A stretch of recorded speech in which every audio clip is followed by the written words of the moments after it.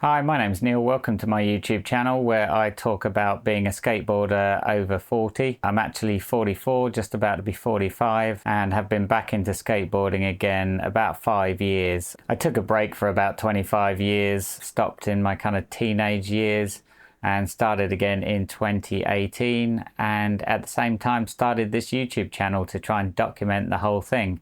So welcome if it's your first time here. Hopefully you find what I'm doing interesting enough to follow along. So if you like what you see, obviously subscribe and hit the like button on the video if you find this one particularly interesting. Now today's video is going to be the first in a series in my attempt to recap the last year of my skateboarding. So what I'm going to try and do is a video for each month of last year of 2023.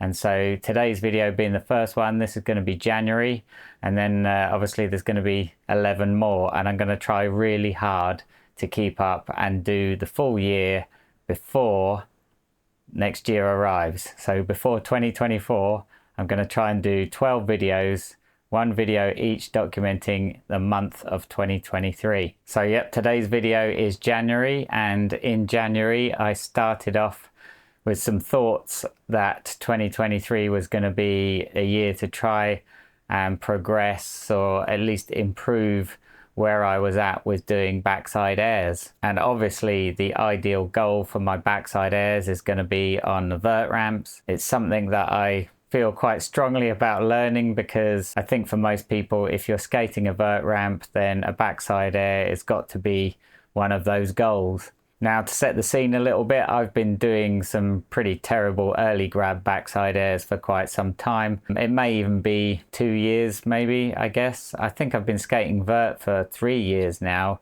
And so I think, yeah, maybe 2 years I've been doing these early grab backside airs where I'm going up the ramp, bending down to grab the board and just kind of hopping and yanking the board. And you know, it's not a proper backside air really. It is a backside air, but it's not what I want to see.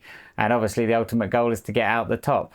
So I thought what I would do to start with is go to a vert ramp and just kind of go through the motions and try and feel in my head where I am with pulling them and what was going wrong. And this session pretty much led me to creating the video that I uploaded earlier in the year called Backside Airs Are No Good For Me. And I'll put a link in the description below. But basically I got to the point where bending down to grab a backside air is killing all my speed. I'm not really taking off in the way that I want to. So yeah, it kind of led me to sort of feel like I need to completely reevaluate what I'm doing with backside airs. So let's have a look at this footage to start with.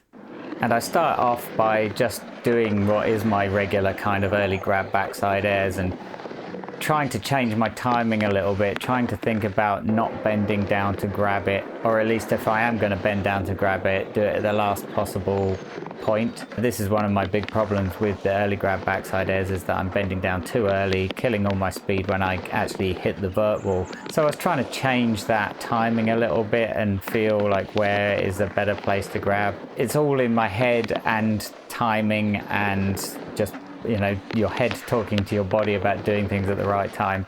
But I couldn't really change the timing enough to the point where an early grab was actually still doable. So as you see, I'm taking off and grabbing. I'm not even really trying to land any of this stuff. I'm just trying to work out in my head the timing of the takeoff. And really what it came down to and why it really wasn't working, I'm an older guy. Bending down is hard enough as it is. Bending down quickly, that's pretty tough as well. Bending down at the right time through the transition, again, really tough. So I kind of came to the conclusion that bending down in general is just too difficult for me with my hips and knees and such. So these early grabs don't work for me. It's all right if you're younger, really flexible, bending down, squatting, all that stuff, really easy, and you probably have no idea what I'm talking about if you're watching this and you're younger. But if you're older, you know what bending down becomes a thing that is really quite difficult to do if you're not super fit, and I'm not. The only exercise I get is skateboarding. And so I came to the realization that actually the easier way to grab would be to do nose grabs. But that brings a whole different set of thoughts as well with you. So nose grabs, okay, you can grab the nose a lot easier because you're not really bending down like you would for like a rail grab. However, trying to keep the board underneath you and pull it and actually go up and then turn the board and look back down into the transition to land it is a whole other thing. And so maybe 2024 is going to be my time to really focus on doing nose grab backside airs. So this session was just a little bit of a flavor of the realization that I need to change my approach entirely. So watch out for some videos in 2024 about backside airs.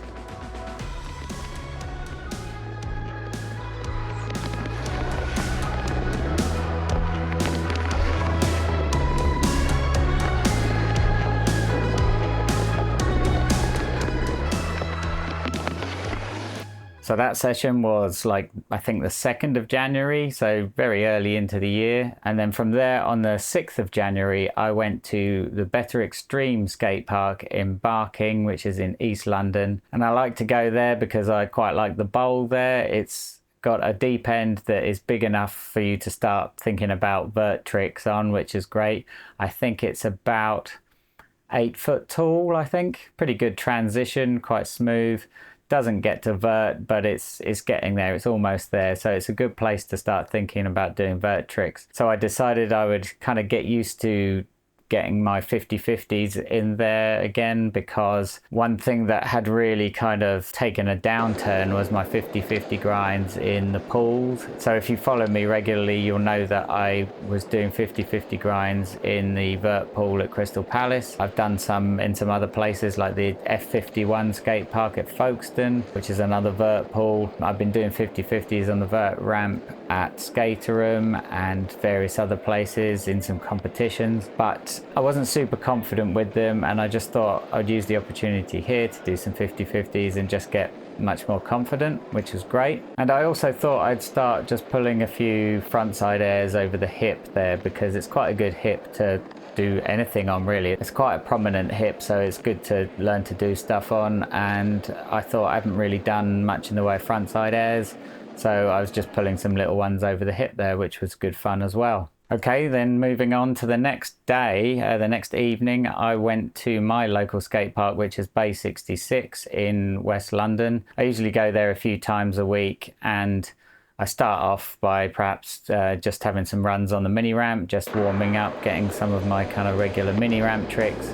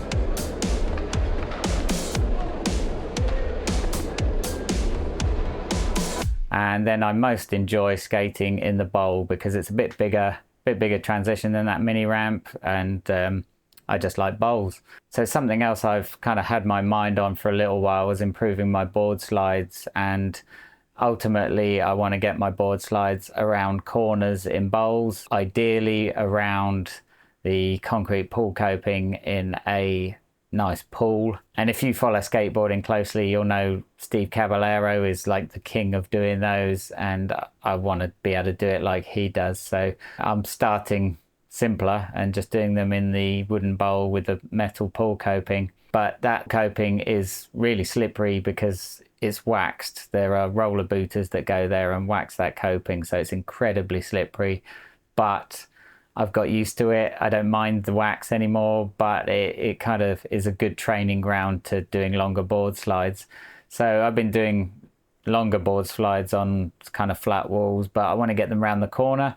So this session was the beginning of the big mission of doing these board slides around the corners. I won't show you every single clip because I attempted hundreds of these board slides, but I started to get the feel of them around the corner, and I wasn't really attempting to land them really because I just wanted to make sure that the slide was long and made it all the way around the corner. If you know me at all, you'll know that I kind of spend an awful lot of time learning tricks, and that's because I want to do them the way I want to see them done, if that makes any sense.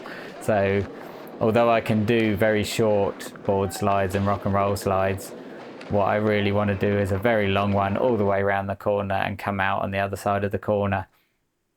So I'm predominantly just practicing the length of the board slides, and every now and again I have to do a little reset and perhaps do a shorter one or do a different trick. And just at the end of the session I thought I'd go to the hip extension and just try some backside air nose grab attempts, just to try and keep that feeling of grabbing the nose and taking off in my mind. Right, so the very next day I went back again, back to base 66, hitting that same corner again, and just going over and over again as much as I possibly could. So clip wise, much of the same thing, but I was just playing with the positioning of where I am when I'm actually doing the board slides and getting them more on top rather than at such an angle. The more on top I get and the more up to the back truck I am, the longer I can stay on a slide. If you're at an angle, too much of an angle downwards, you just start to slip down. As you go around the corner, your board slips down, unless you're going incredibly fast, which I can't on this coping because it's so waxy. So the alternative is to lap it up higher and just try and skim your wheels on the platform so that they don't stop you, but stay up higher and go around, and you can do a much slower slide, but it's a lot harder to turn out. So I'm playing with the higher ones that are longer versus the lower ones at an angle, and my realization, and you'll see in these clips, that the higher ones definitely go longer.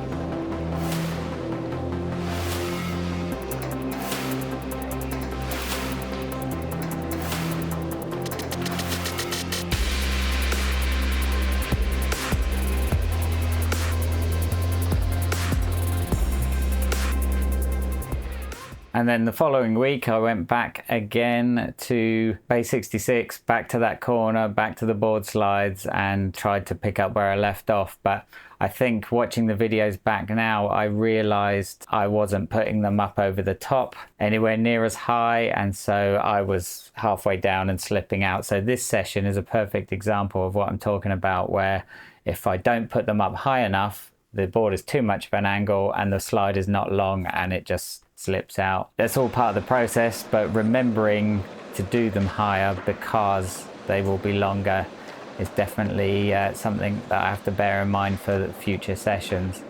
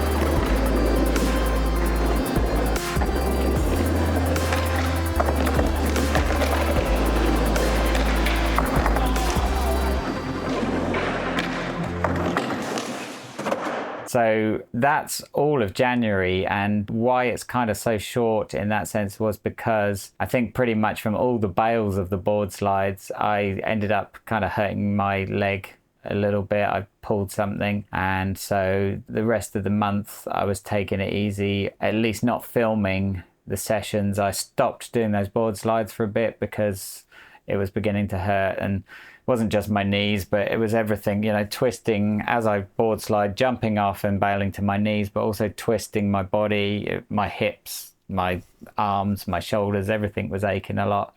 So I needed to take a break from that, and I ended up going to some other sessions and filming other people and gave myself a little bit of a break until February. So that's the end of the recap for January. Not massively eventful, but I think it's quite nice to look back at the month and kind of bring it all together into one video, and I might continue doing this beyond into next year. But the next video I will cover February, so if you like this video, you like to see what I'm up to, hit the subscribe button.